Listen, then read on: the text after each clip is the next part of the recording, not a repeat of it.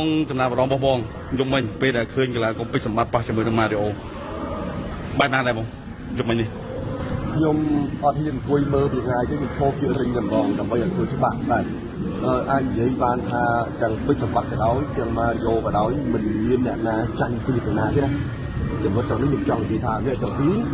គឺចូលចិត្តវាយគៀបវាយខ្លីដូចគ្នាអញ្ចឹងអ្នកណាដល់មុនអ្នកនឹងមានឱកាស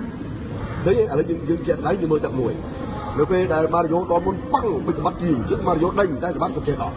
អូខេក៏ចេះគៀបក៏ចេះដល់ក៏ចេះពេកទៅដើម្បីប្រមូលស្មារតីមកវិញដល់ពេលទៅពីនឹងទៅពេជ្រសម្បត្តិទៅវិញរងប៉ាំងថានោះទៀងបាទទៀងពេជ្រសម្បត្តិដេញក៏ចេះដល់បាទទៀងទៅទៀងមកទេក៏ប៉ុន្តែពេជ្រសម្បត្តិគាត់ច្រើនជាងបើនិយាយគាត់ច្រើនជាងខ្លួនដូចគ្នាទេមុនដូចគ្នាលឿនដូចគ្នាគាត់ទៅពេជ្រសម្បត្តិច្រើនជាងច្រើនជាងនឹងឯងទៅចុងទឹកទី4ចូលឡើងទី1ថ្ងៃអូខេយើងឃើញថាខ្ញុំដល់ពេលចប់ទឹកទី1ខ្ញុំជជែកគ្នាជាមួយបងប្អូនលេខក្បែរនេះថាបងគាត់ឲ្យឃើញម៉ារីអូរត់នឹងលេងស្រាប់ថាពេជ្រសម្បត្តិឈ្នះបាច់ចាក់រឿងវាយខ្លីទៀងហ្នឹងវាយសើស៊ីគេយើងហៅសើតម្រៃផ្លែផ្កាបាទដំណើរខ្ញុំឃើញម៉ារីអូនៅទឹកទី1ម៉ាំងទៀតចូលអាទឹកទី2គេយ៉ាងម៉ាំងពេជ្រសម្បត្តិចង់លែងឡើងប៉ុន្តែខ្ញុំទៅសើសម្បត្តិក្នុងថាគាត់ប្រមូលមកវិញលឿនបាទគាត់ប្រមូលមកវិញលឿនគាត់តាមវិញម៉ាំងទៀតវិញនេះខ្ញុំនិយាយសរុបអត់គឺទៀងទៅទៀងមកអ្នកណាបងមុននឹងមានឱកាសវាយដាច់បានទេអត់ទីបំផុតឱកាសនោះបានទៅលើពេជ្រសម្បត្តិហ្នឹងហើយម៉ាំងទៀងគាត់វាយដាច់ទៅតែមកគាត់វាយលើពិបាកបន្តិចដល់ពេលគាត់ឃើញអាក្រោមយើងឆៅបន្តិចតែចង់ទៅមួយក៏ស្ទង់ហើយគាត់ទៅអាក្រោមមកដឹបមានបងប្អូនចាប់អារម្មណ៍នេះពេលដែលអាញាកណ្ដាលរត់ដល់7ទៅមើលជើងឆ្វេងរបស់ម៉ារីអូគាត់ងើបមកគាត់លួចអត់ចាប់អារម្មណ៍អត់មានអ្នកចាប់អារម្មណ៍តែខ្ញុំឃើញអត់ចាប់អារម្មណ៍តែខ្សែមើលម្ដងទៀតពេលដែលអាញាកណ្ដាលរត់ដល់6 7គាត់ងើបគាត់ងើបមកប៉ុន្តែលួចដាក់វាអាដេញកាយគេបកស្បែកស្រុបទៅវិញអាម៉ោងដល់8ទៅវិញគាត់ងើបមករួចបានអាញាកណ្ដាលថែមឡើង4ដល់អញ្ចឹងសរុបមកវិញជាការប្រកួតមួយដែលអស្ចារ្យណាស់បាទសម្រាប់អ្នកលេងកម្លាំងដៃអ្នកទីយើងបានឃើញយើងបានតាមដានព័ត៌មានម៉ារីអូលំដាប់លីកា1ប្រចាំប្រទេសអេស្ប៉ាញដែលមានមនុស្សរាប់លាននាក់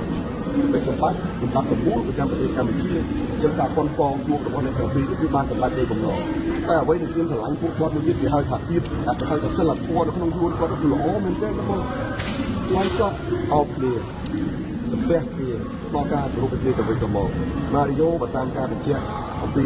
លោកទីតាព័ន្ធថាគាត់ចង់មានឱកាសកន្លែងណាមួយគាត់វាយតែកំណើខ្លួនខ្មែរនេះមិនមានបាទតែការមកដល់របស់កីឡាករអេស្ប៉ាញបងប្អូនត្រូវទួលគាត់ថា4ស្វត់ទៅ4អត់មានណាជួយមួយទេបាទស្វត់ទៅ4នេះមួយហើយមានដែលសំខាន់មួយទៀតខ្ញុំរំពឹងចាំមើលលោកចាស់ស៊ីកូដែលជាប្រម៉ូទ័រដឹកនាំការប្រកួតហើយគាត់ជាម្ចាស់ក្លឹបបណ្ដាលមួយនៅប្រទេសអេស្ប៉ាញគាត់ថាគាត់ចង់បង្កើតក្លឹបបណ្ដាលគុនខ្មែរនៅក្នុងប្រទេសអេស្ប៉ាញអញ្ចឹងគាត់ថាបង្កើតបានចរន្តហាត់ក៏មានចរន្តហាត់មានហើយចរន្តប្រកួតមានចរន្តប្រកួតមានប្រកួតក្នុងស្រុកគាត់បកដោះដូរពីប្រកួតពីប្រទេសខ្មែរទៅដល់គាត់គាត់មកខ្លាចជាការផ្សព្វផ្សាយមួយធំនេះជាអ្វីដែលបានកើតឡើងក្រោយពេលម៉ារីអូប្រកួតជាសម្បត្តិល្អទៅពីបងសម្រាប់មុននឹងការប្រកួតមកដល់មានរឿងបន្តិចបន្តួចនៅក្នុងបណ្ដាញសង្គម Facebook បងមានព្រួយបារម្ភខ្លះទេពេលដែលអត់តន់ដល់ថ្ងៃប្រកួតតែម្ដងព្រោះថ្ងៃថ្លឹងគីឡូក៏បងប្អូនយើងក៏ទៅរងចាំពីសម្បត្តិថ្លឹងគីឡូដែរតម្រាំ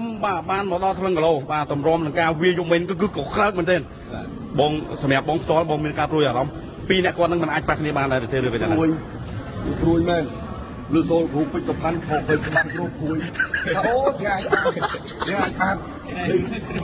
ចិត្តដល់ថ្ងៃកាលឈឺអញ្ចឹងណាអានេះគឺលើរបៀបទៀតណាបាទដល់ស្រេចបាទអស់តែពីដេកកលុំព្រួយស្អំតកចេញទៅថោទៅរោដល់គាត់យ៉ាងតែនេះគឺតែឯកឧត្តមប្រធាននិងលោកអនុប្រធានទៅសួរសុខទុក្ខនិយាយគ្នាចុះឡើងបែបថាសួរសុខទុក្ខនេះជា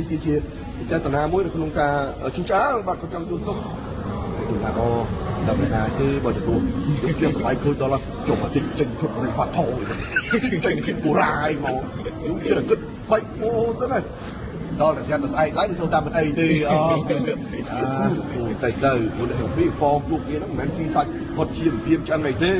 គាត់ថាចង់ជួបគ្នានៅក្នុងលេងមួយបែបថា មហាជនក៏ចង់ដឹងកីឡាករខ្លួនគាត់ក៏ចង់សារបាទចឹងទីបំផុតយើងដូចអ្វីដែលយើងបានបន្ទុក គឺបន្ទាប់ពីការប្រកួតនេះចប់មុនការប្រកួតអត់ទាន់ម្ដងក៏ឃើញគ្រូខាងអេស្ប៉ាញហ្នឹងគាត់និយាយថាបើសិនជាម៉ារីអូចាញ់ពេជ្រសម្បត្តិគាត់ថាពេជ្រសម្បត្តិហ្នឹងគឺនឹងអាចខ្លាយជាគេថាកីឡាករមួយគេថាកម្រិត A លំដាប់អាចនឹងគេហៅថាបើសិនជាប្រទេសអេស្ប៉ាញមិនមានកីឡូណាអាចប្រកួតជាមួយគាត់នឹងបានទេតែជាការពិតដែរទេឬក៏យ៉ាងណាព្រោះព័ត៌មានហ្នឹងឃើញបងប្អូនយើងផុសដូចជាសំណេរដូចជាមានការផុសពីបងប្អូនយើងច្រើន បាទលោកកាស៊ីតូថាបើសិនជា ពេជ្រសម្បត្តិឈ្នះម៉ារីអូបាទក្នុងប្រភេទគីឡូនេះគឺនៅក្នុងប្រទេសអេស្ប៉ាញនេះគឺលេងមានអស់មានលេងគីឡូហើយ ឬក៏យ៉ាងណា ខ្ញុំថាមិនទាន់ដល់ឡៃនឹងទេឥឡូវយើងគិតតែប៉ុណ្ណេះបានហើយម៉ារីអូលេខ11នៅអេស្ប៉ាញអញ្ចឹងសល់10នាក់ទៀតទៅណា លេខ11ប្រទេសដែលមានប្រជាជនច្រើននោះសម្បូរធនធានណាស់ប្រទេសខ្មែរក៏សម្បូរធនធានដែរមុខខ្មែរបងប្អូនមហាជនអាសាតាមដានคลิปខ្ញុំហ្នឹងមែនទេចុះទៅជ្រែកទៅគ្រប់អស់ហើយស្រុកខ្មែរ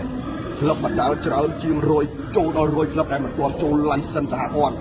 ក្លឹបបណ្ដាលទាំងនោះមានធនធានកីឡាករដូចពេជ្រសម្បត្តិច្រើនណាស់គាត់តែគាត់មិនមានឱកាសតភ្ជាប់ពីក្លឹបរបស់គាត់មកកាន់ទីក្រុងតភ្ជាប់ក្លឹបរបស់គាត់មកកាន់ការប្រកួតធំៗអត់ទាន់មានឱកាសបាន license បើក្លឹបបើសិនជាពួកគាត់បាន license បើក្លឹបពេជ្រសម្បត្តិមកច្រើនណាស់ វ៉ាវគាត់ណាបងនិយាយដល់ព្រឺសបល់មកបាទ នៅរូបជ្រៃនៅភ្នំព្រឹកនៅបវលនៅស្ពើលូនខ្ញុំទៅបាត់ដំបងខ្ញុំដើរ8ខែដើរបន្តដល់ហើយណា